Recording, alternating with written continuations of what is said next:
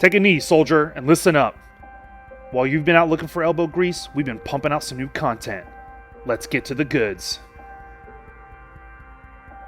Alpha 14 brings the first release of Scorpo. With Origin's community modding, Scorpo features a Northern European-inspired area of operations. Going from mountain to village to the industrial harbor, there's no shortage of interesting places to pick a fight. Paying attention to those locales just became a lot more important too. We're welcoming the addition of a new game mode in this patch, Territory Control. Two teams will face off and attempt to dominate as much territory as possible.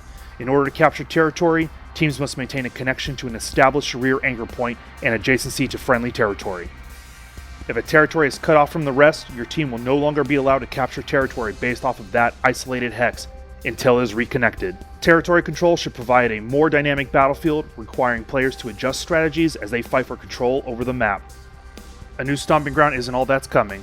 We're improving a few bits of kit as well. First and foremost, a big welcome to our friend Carl, the M3 Gustav recoilless rifle. Originally deployed in 1946, this lightweight, versatile weapon is a welcome addition to Squad's anti-tank arsenal. Primarily employed for its anti-vehicle capabilities, forces around the world love the M3 for its ability to clear out a bunker.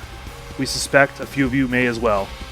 If you're still working on managing your backblast, you may want to head over to the vehicle range, where we'll be introducing some much requested additions to the Squad's lineup.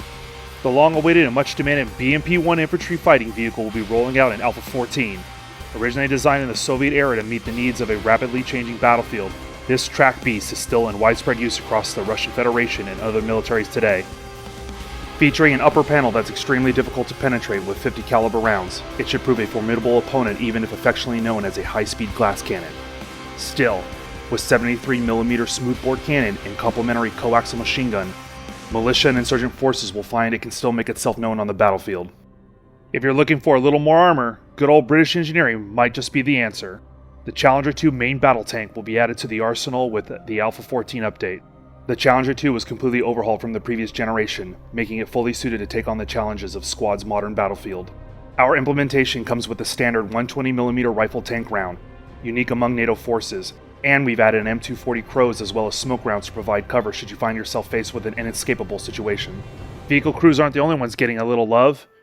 Since in-game soldiers are getting some attention, we figured their real-life counterparts needed a little something too. Alpha 14 brings some user interface improvements to keep smoothing out your squad experience. Game modes will now have an introductory animation to help players prepare for the upcoming round. Further, we're improving the end-of-round period with an animation and UI update to keep you more informed. During the round, you'll now have access to some additional widgets including vehicle tutorial prompts, a new repair progress bar, and a radio menu for speech commands. Of course, speech commands wouldn't be complete without a bit of speech to command, so we've added some US Army voiceover. Get out there and be heard, soldier. I need ammo! Copy that! Thanks a lot, man. This concludes your Alpha 14 briefing. Be sure to check out joinsquad.com for the full changelog. Offworld out.